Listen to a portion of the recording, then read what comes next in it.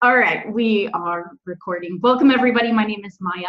I am the founder of a company called Nuuaria, where we help people change, close the gap on where they're at to where it is that they want to be. And this isn't about Nuuaria as much as it is about you. And I've had this inspiration to create a series and a campaign that says it's possible. In the work of change, in fact, for 14 years of coaching, there's been one thing that we learn how to think here, right? The brain only has access to past experience. And there's one thing, one habituated pattern of thinking or habit of thought that really stops us in our tracks from moving forward and achieving and accomplishing what we want to achieve and accomplish and become in our lives. And that's not believing it's possible. And I've always, for years, anytime I've gone to speak or do anything, I always really anchor it in and just remind us that we're never too old, it's never too late. The brain is only the one telling you that you can't do it, and for some reason it's not possible. So what I want to do is highlight humans just like you and me, because there's no difference in who I'm going to introduce you now to my friend Pam. There's no difference between all three of us right here and right now.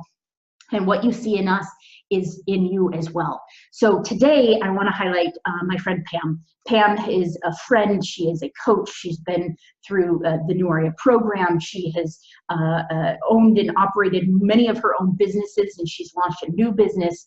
And there's so much goodness in her heart.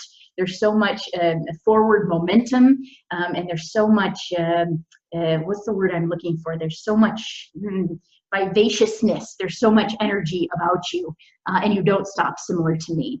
So Pam, tell us who you are. So we always say we close that gap. That you've gone through a lot of change in your life on a regular basis. So who were you and who are you now? What changes have you gone through? Who did you used to be and who are you now? Well, who did I used to be? I used to be a person who wasn't authentic Pam. I was a person who believed a lot of what the world had told me about myself that was not true. So I was running on the belief system of what social media said and what mass media said, family, friends, that sort of thing. And so for years and years and years, I tried to be happy with giving that information, and that wasn't being true to me. So I used to be somebody who didn't see value in myself. I didn't see worth. I was a wallflower because that was easier than engaging, because I didn't think I was smart. I didn't have anything to offer. I felt like I really didn't even have a right to occupy space, if that makes sense. Like, why should I be here? Why should I be doing this, right? That sort of thing. That's just somebody who doesn't value themselves, right? I don't have anything to offer, so there's no value in me. And I think the reason that I felt that way is because of the image that the world projected on me. I didn't, it told me I wasn't worth things. So, and I lived in a lot of fear of, not good enough. And if I challenge that, something bad will happen, that sort of thing. Anyways, so now I am somebody who has a totally different mindset and a belief in myself. Everything has changed for me because I've taken the time to peel off all the layers of what is not really me that was kind of thrust upon me. And so I see myself as just as valuable, as an important member of society as anybody else. I have a right to be here. I have a right to live my life. I now engage people. I look people in the eye. I even open up conversations with strangers. I never used to do that. I would be somebody that did not look you in the eye. That's so intimate to look people in the eye. And I would never do that. I would look down. I would walk in the street looking down. And I made the excuse where I'm walking so I don't trip over something. Now I look at people. I smile at people. I used to never smile at people, right? I don't live my life in fear about what other people will think anymore. I don't even think about what people think about me in the world. And I'm 62 years old. I spent 58 years of my life being that way. This is recent for me that it's changed that dramatic. I don't even think about it when I walk into, say, a Starbucks or a grocery store or something. Is somebody saying something about me? Is somebody looking at me?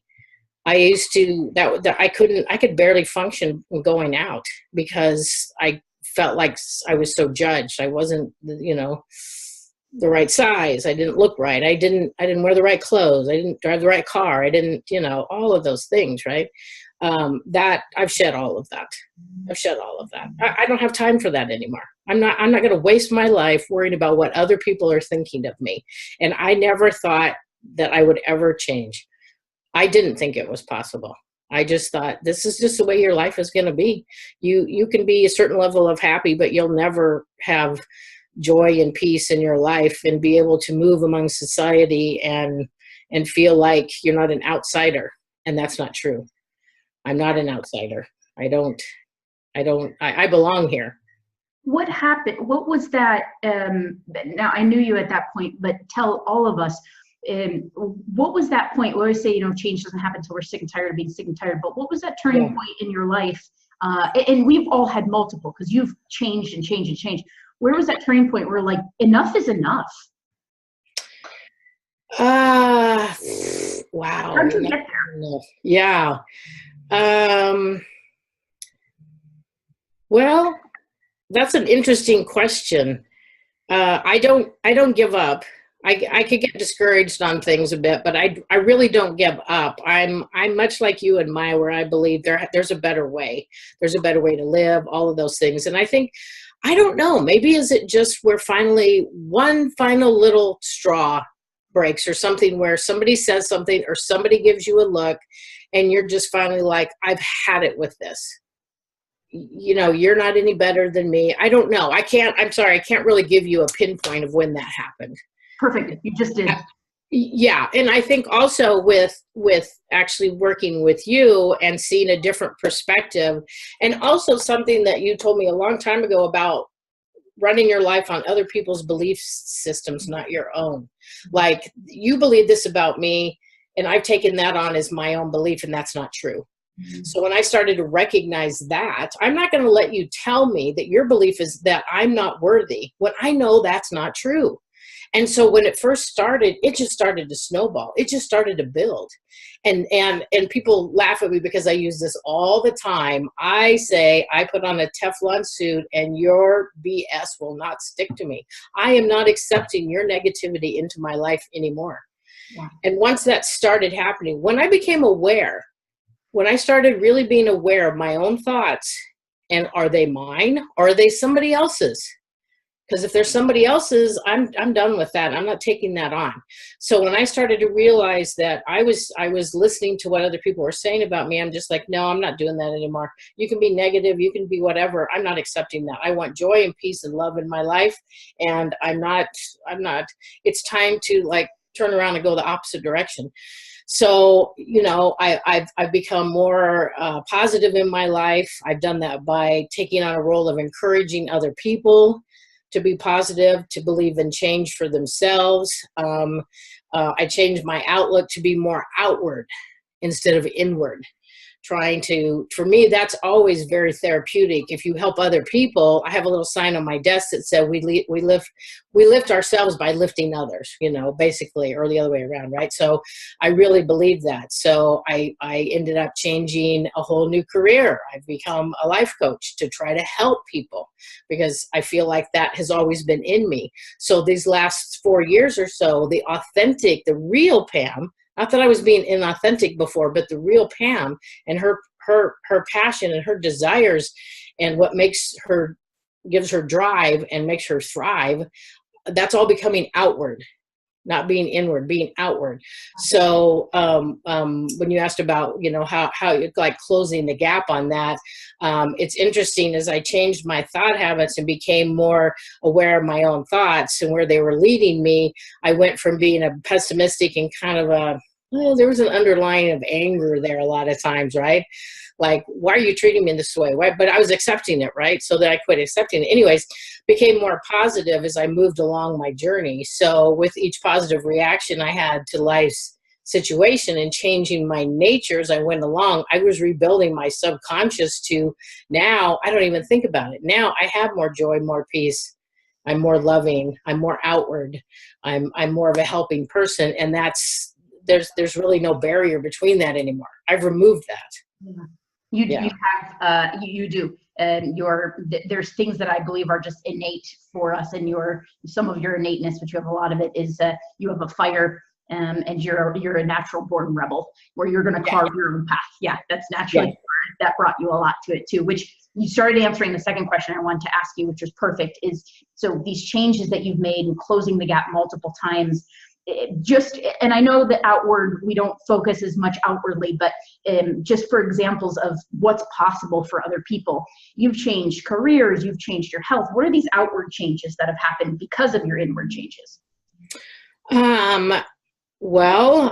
I've stepped beyond fear that was keeping me from doing things. And I'm a Christian, so I have believed that God has a path for me, and he wants me to do certain things, but fear has stopped me because of the old persona where if I trusted people, somebody would hurt me. You've been abused, you've been bullied, you've been whatever, people have said really nasty things. So you build a shell up and you become very downward and you don't look at people, right? So it's really, you need to get away from that. So I've tried to do that. And doing that, you have to step beyond your fear. You got to move through it and do something that scares you. So what I have done is I have been going to, this is one example, I've been going to Starbucks on like Friday mornings, and I sit there and I work, either read a book or I'm working on something or whatever, and I have this little sign that I put out in front of me that says, "Can I pray for you?" And that's huge fear that, somebody would approach me and want me to pray for them. So that was something I wouldn't have done. I never would have done, because it would be like, they don't care. They don't want to talk to me. They don't, whatever. It's like, that's back to, I have a right to be here. I have a right to try to affect change in the world. I have a responsibility to affect change in the world. So I feel like whether you believe in God or not, everybody can use prayer. I can pray for you. I want you to have a good life. I want you to get the goals, you have in your life and that sort of thing. So I've done that. I quit what I was doing. I enrolled in school. I became a certified life coach. I have started a business. I started a business based on something I had no idea what it was when I first started this. That's stepping out in faith, my friend. Yeah. That's going, okay, I'm going to do this. I'm going to step through this fear and say, you're not educated in anything. You didn't go to college. You're not smart. No, that doesn't count for anything. That doesn't mean anything. That doesn't mean I'm devalued. I mean, I can affect my own path, and I've reached for that. So I've made decisions going forward in my life that I'm not going to allow certain things back in anymore. I'm not worthy of those things anymore. I'm not worthy of not having the best in my life. And so in the process of moving forward in my life comes with a little bit of, okay, here we go. We're going to take another step and see what happens. But if I sit back here in fear and never go anywhere, I can't help other people. If I sit in my own fear and don't move, I can't help other people out of theirs, I guess. Does that make sense? Yes. That's what I was trying to say. So huge. Yeah. I have to ask, I want to ask you two more questions, but you're aligning your work with who you really are. Yeah. And share us, Pam has come up with this beautiful analogy which she shared with me in the community of the onion. So tell us about that. The onion. I love the onion, right? So you go to the store and you see the big pile of onions, right? And they're all kind of ratty around the edges, right? They're torn, the skin is torn or whatever. And it reminds me of people that have been abused by life, right? Like you're just dirty, you're beat up, you're torn, you're just trying to get through life, right?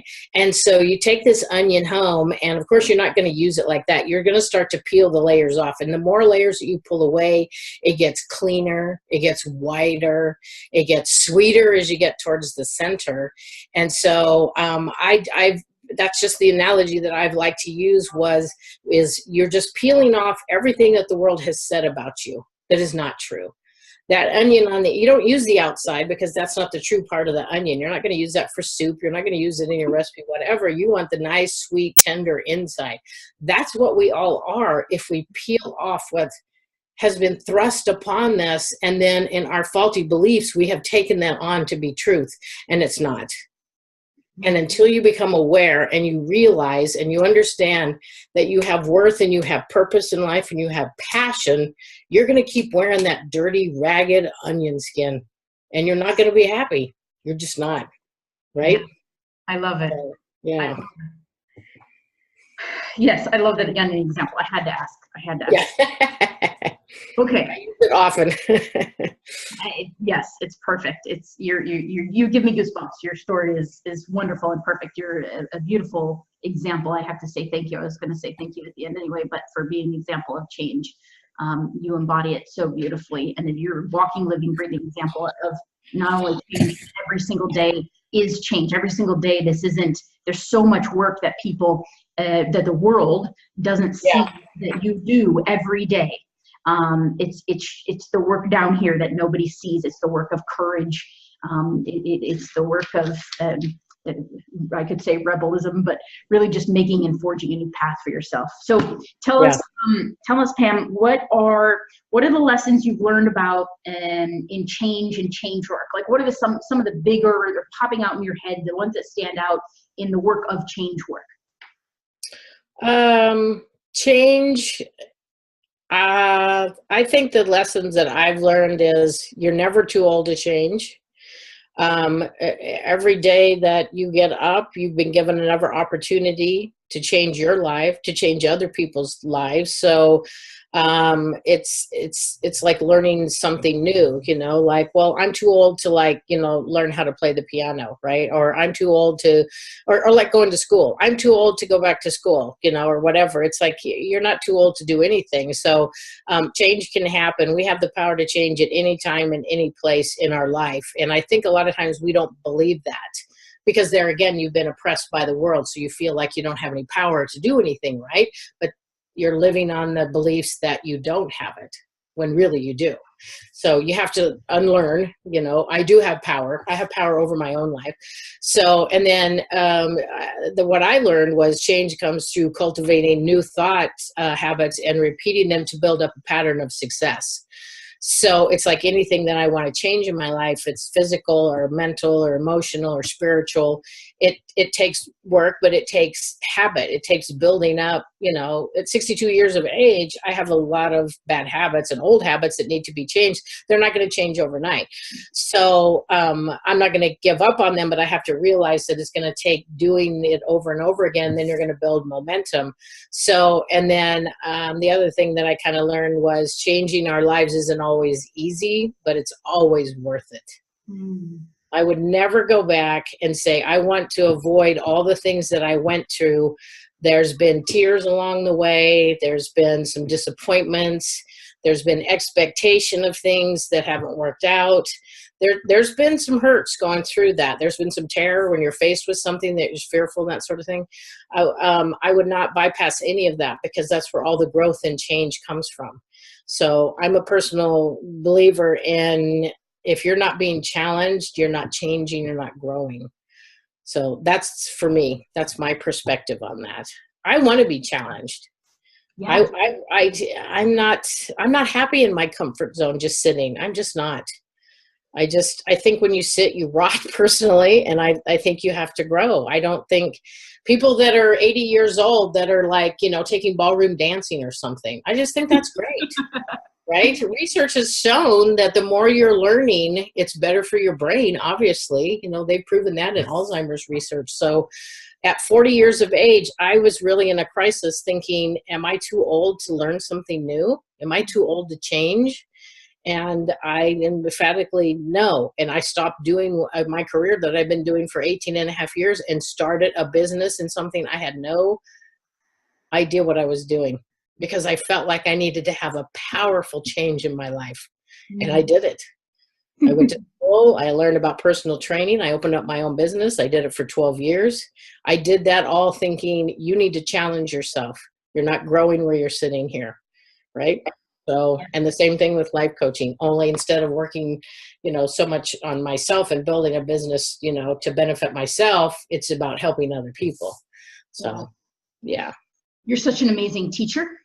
And you're an amazing teacher. You're teaching us right now. Not only are you an amazing teacher for two reasons is, the world always says, well, okay, you're a coach and what certifications, et cetera, and so on, but you're a walking, living, breathing example of change. And so that, in my eyes, will always be the most impactful and the most powerful for us that are looking to change. So thanks for being the change. Yeah. Being an amazing teacher. I have one more question for you. And before we get there, you mentioned your current business. It's the business that I've watched you walk through fear to get through, and you're amazing at it. So do you want to tell us what you do? Yeah, I actually, I own a company called Pathways Christian Life Coaching. The Christian part of it is just that I'm a Christian, and I felt like I wanted to be able to display my faith, per se, as in people coming to me. That doesn't mean you have to be a Christian. It doesn't, I'm trying to help anybody and everybody. So, I just, as I started to work on myself and see changes there, I just felt like, it's like when you have really good news or something's happened, you want to share it with everybody, right? Yeah. You don't feel like, a person that wants to affect change in the world, you don't hold on to the benefits and all the blessings, you share them. So as I saw how much I could change myself, I just felt like people that have felt like I can't get anywhere, I can't reach my goals, I'm going to quit, I'm never successful at stuff, that sort of thing, that just feel kind of beaten down when they're trying to change their life.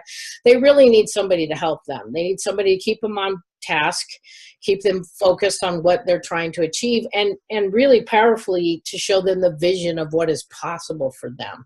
Because so many people don't believe that things are possible to get better in their life. They're just stuck on that hamster wheel of going the same life every single day over and over and over again, and they don't see the power that change can have in their life. They just think they're stuck there. And when you have a coach that can talk to you and ask you questions about your life and show you you're not stuck on that hamster wheel, you can get off of that. We'll set goals. I love helping people refine what they're trying to do in their life. I love it when somebody comes to me and says, here's my goal. And then after one session of talking, they go, yeah, that's not really what I want to work on, because you really start to dig in what's really deep down inside of them that needs to get out, right? That's striving, that's really clawing at trying to get out. And then they say, oh, this is what I really would like to work on. So that's something that is really rewarding, to help somebody to reach their goal. And same much as you coaching me for so long about believing in me, inspiring me, encouraging me, everybody needs that. Yeah. So it's just like everybody can use a life coach. I really believe that. It doesn't matter what you're trying to do in your life. You can use somebody that stands next to you and says, I got you. You're going to be able to do this. I'm going to push you if I have to. I'm going to pull you if I have to. But I'm going to show you that you can change, you can reach your goal, and you can have the best things in life. You can have the sweet life that you so want to have. Let me help you get there. You don't have to do it by yourself. I will help you. I'll go ahead of you and just move the obstacles out of the way. I'll help you see these things before they ever come to you. And then we're going to get a strategy going, and we're going to get you there. I love doing that. I get to do something that I love. Yes. That just gave me goosebumps. P.S. I will make sure that Pam, make sure I have your information, but I'll put wherever this is posted, because we'll post it many places, but I'll make sure that your information is around this video too. Thank you. I would appreciate that. Absolutely. Thank you for being you. One more question. So sure. This is my favorite question ever. And it's big picture thinking. Yeah. What do you believe, without regards to anything, what do you believe is possible for yourself, for people watching, and for our world? That was a really good question. I like that one. I thought about that. So for myself, I have a vision that I will be an instrument of change in others' lives, helping them to move from their limiting beliefs to a new foundation in belief that they are worthy, loved, capable, valued, and enough. That's like a mission statement for me right there. Beautiful. Right? Yeah. And then for those watching, I believe that you have the power to change, even if you don't feel it or see it in yourself. And when you tap into the power of change in your life, there will be nothing to stop you as you climb towards your goals and your dreams. Nothing. For the world, I believe it is possible to cultivate, that's the right word, a society that values individuals who they are, not for what they look like, for what they possess, what they own, what their job is, right? They're actually, you're looking at the real person, not all the extraneous stuff, right? I think it's possible that when we heal ourselves from the hurt and the fear that the world has heaped upon us in social media, mainstream media, even your family and friends, that we can live together peacefully and always be supportive of each other. So that was like a mic drop. Yeah. There, I'm done. Thank you. Thanks for coming. No, you are what you just, that was amazing. I didn't think about, I mean, I have thought about this way, but I've never seen it in the way that you just experienced, because I saw something. But what you're saying essentially for our world is that there's no lenses of fear that anyone's looking for. And there's a sense of collectiveness that it goes beyond thought, that is more connected in heart or God, or insert known word to self. But you're right, the collective, we're not moving from fear, we're not communicating from fear, we're moving from love. Right. I think there again, as a Christian, we know that it's like you move in fear. I mean, you move in love. You don't move in fear. You're always leading with love. I mean, the world is full of hate, and look where we are, right? It's not helping anything. If we would embrace each other and embrace our differences instead of pointing them out, quit labeling people, and move through love and support of each other, things would change dramatically. And we don't have to go to school to learn that. It's innate. We were created that way, right? We were created with love first. You know, look at kids playing with each other on the playground. Why do you think parents have play dates? They put the kids together, they all go play, and they have a fun time, right? Love is innate. Adults in a room, and after a while, somebody's going to be having an argument. Love is innate and fear is learned. It's learned. Exactly. Hate and fear are learned behaviors. Love is we're born with that. And if we would just stick with that, we would be in a much better place. So, but it's there. So we just need to tap into it and move with it. Move with love, and we'll be okay. Goes back to your onion. We got to peel away all the stuff. We got to peel away all that crap that has been heaped on us, and get down to the juicy bits in the middle that are so tender. I love the thing of tender people. We're so beat up from the world. We're callous. We're rough around the edges because we've had to be defensive. Those layers of the onion on the outside are beat up because they're the defense. They're protecting that sweet inner part. Right? And that's the way we are. So if we peel all that stuff off of us, we get to the sweet, tender, loving, true self. If we operate from that, you can't go wrong, ever. Yes. Return to self. Yes. Thank you so much, Pam. You're amazing. Thank you. I appreciate the chance to speak and share some of what I've gone through, and what I feel that, other people can tap into. I just believe that, like you say, it's always possible to change. Don't ever think that, you've reached the end of the road. You might have reached the end of this path. Let's try a different one. There's several different roads, different paths that we can put in front of ourselves to achieve what we want. So don't think just because it didn't work the first time that it's not going to work the second, 10th, whatever time, right? Never give up. Never give up. Keep going. Yeah. Thank you so much. You're amazing. Thank you. Thank you for teaching us this evening. You're welcome. Glad to do it. Have a wonderful rest of your day. Hang on.